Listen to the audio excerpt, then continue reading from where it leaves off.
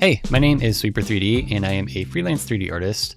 I use Blender as my primary tool to create all of my artworks, and generally I like to focus on large-scale fantasy environments, so things like castles, giant fantasy trees, and just like large-scale forestscapes in general. So to create these large-scale environments with heavy detail, it does require a really powerful system.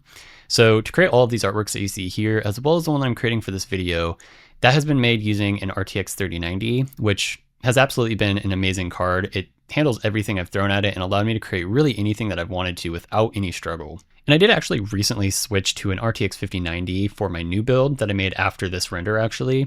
And this card has actually been so insane. It's mind-blowing what it can do and how fast it is and just what it can handle so far. This is going to be super fun to use and just kind of see what I can do with my renders and how much bigger I can make my worlds with this card. So yeah, moving on to the project that we're going to be creating for this video series. So throughout this video series, we're going to be creating this render that you see here. So throughout each section, we're going to be covering a different part of this process. So like building the castle, building the floating island, sculpting out the environment, adding scatter systems, detailing, rendering, post-processing, and just creating this render in general. So I recorded the entire process of me creating this, and throughout these videos, I'm just going to narrate over what I'm doing and just kind of giving you tips and tricks on things that I do during my process and what you guys can do as well to have an easier time creating things like this yourself. All right, so right now I'm starting out with a castle. I'm just kind of going through my asset library of assets I've made previously and just trying to figure out the initial design of this. I'm also moving the camera not into like a final composition or anything, but I generally find it's helpful to move the camera into at least a place similar to what you think you might be using for the final composition. This just gives you a better idea of kind of what you might need for the castle or whatever you're building to look good from that angle that you're going to be using for the render. I'm also building from the top down, as you can see, as opposed to starting from the bottom up. And I find this to be a lot easier because generally castles have a lot less detail and assets on the very top, and the bottom has way more. There's a lot more to figure out. So I find starting at the top where I can just place one asset at a time and kind of build down and gradually get more and more complex to be much easier. That way I have like a little bit less I have to worry about in the beginning. And then I can just start kind of, pulling ideas from what I have already and making it bigger and bigger. Right now, I'm just placing around some of my steep slanted roofs now, seeing where I can put these. And this is just kind of to break up the repetition of the kind of like steep 90-degree angles that we have all over. This is just kind of nice to add just because now we have a nice variation now. And also I just really like seeing the roofs. Generally I use some sort of blue, sometimes like a grayish blue or red. And I just really like seeing a lot of roofs on castles. So wherever I can kind of add them, I do.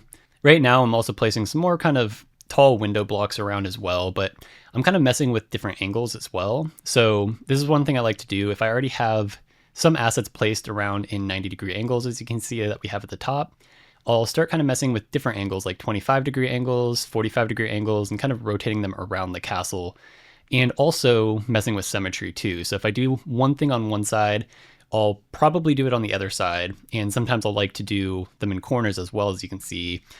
So I find just working with symmetry, finding different patterns that look really cool, really helps with the kind of structure of castles and it just makes it look much more interesting and realistic. So this is one thing that I do a lot in castles. I just kind of figure out different patterns I can use and ways I can repeat that pattern over and over again. And I'm also using the 3D cursor transform pivot point, which makes it really easy to evenly rotate those assets around the center of the castle, so you can get that symmetry very easily. So this is one thing that I do very frequently with castles.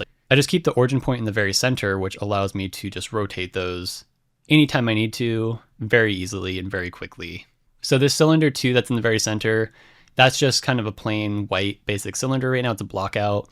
That's going to be replaced with like a wall or something like that. So that's just kind of me blocking out what's going to be there later on and kind of figuring out the initial shape. So I'm using this asset for the bottom of the castle. I'm going to be rotating it around in just a second and adding a few more. So I'm using this asset because it's got a door, it's got a lot of detail, and it's also a very large asset too. It just kind of feels like a really good asset to be used as the very bottom of the castle or somewhere near the bottom. And right here, I'm also blocking out some more kind of like walls that I'm going to be using for the bottom of the castle. So in a lot of cases, when I'm making castles, I like to kind of surround them with like vegetation, trees, and just other things like that, So the idea I have right now is that bottom row is going to have just a bunch of scattered trees, most likely. This is just one thing I like to do with a lot of my castles. I really love vegetation, forests, and just greenery in general. So wherever I can add that into my scenes, I do. At this point, I am pretty much done with the castle. All of the big major assets are taken care of, and now it's time to kind of go through with some smaller assets and just mess around with placement of that and try to just add to the overall shape, design, and just make this feel a little bit more interesting to look at. So, of course, when I'm doing this, I'm messing with symmetry still, trying to find cool patterns that I can use when placing these assets around. And also, one other thing too is don't just look at like all of the detail together on the structure that you're making. It also helps to kind of ignore all of the inner detail and just focus on the entire like silhouette of the castle too, and like the overall shape. And that really helps me kind of figure out exactly what I need to do as well, like just kind of what types of assets to place. And what I came up with right here is I really needed some like steep spire roofs around the castle. So I'm just kind of incorporating this to the end of the A-frame rooftops.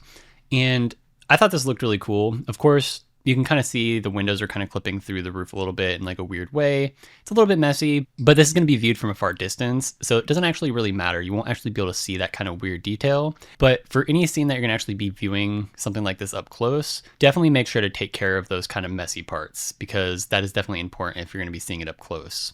And right here, I'm adding these assets around the castle as well for the same reason of the rooftops. I just need some more kind of sharp spire-like detail just around the castle.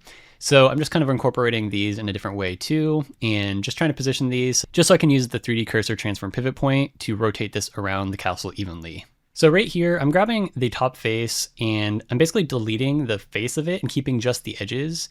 And I'm going to convert this to a curve so I can actually make a circular array with the wall assets.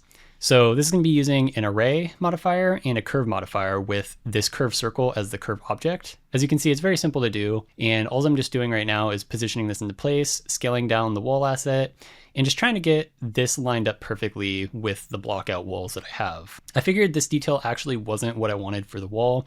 So right here, I just actually swapped out the wall asset and I'm just repositioning this into place now, just like I had before. I didn't actually finish the entire rotation just because we're not going to see the backside, so I figured I might as well just kind of conserve as many polys as I can, try to keep it lower poly if possible, just because it won't really matter. I'm not going to see that anyways. So right here, I'm just kind of duplicating this now, trying to position this into place for each of these walls. These top ones right here are a bit taller, so I actually made this a separate object, and I'm just selecting all of the bottom vertices only and extending those down so it's a bit taller and fits more into place. So same thing here, this one's even taller, just did the exact same thing.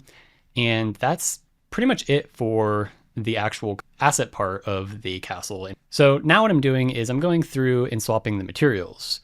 So for this, I basically decided to choose the tan brick material to be the main one. So what I'm doing here is I'm just going through all of the assets that don't have that same material, swapping those materials, and then correcting the UVs. And the UVs that I'm doing are very simple. I'm just cube projecting the assets basically, and I'm just scaling the cube projection until the bricks are at least close enough. So as I mentioned a couple times, this is going to be viewed from far away. So making things super perfect up close isn't as important. It's of course important to make it look good up close, but it's not 100% necessary to make it absolutely perfect for this type of detail, just because we're not going to notice this from far away. As long as it's close enough, you won't really be able to tell the difference. So yeah, just going through the final assets, and this is essentially it for the castle. So that wraps it up for this first section of the video series. And if you haven't already, make sure to subscribe to NVIDIA Studio's YouTube channel so you guys can stay tuned for their future videos. And in the next section of the series, we're going to be creating the floating rock structure underneath the castle. So I'll see you guys there.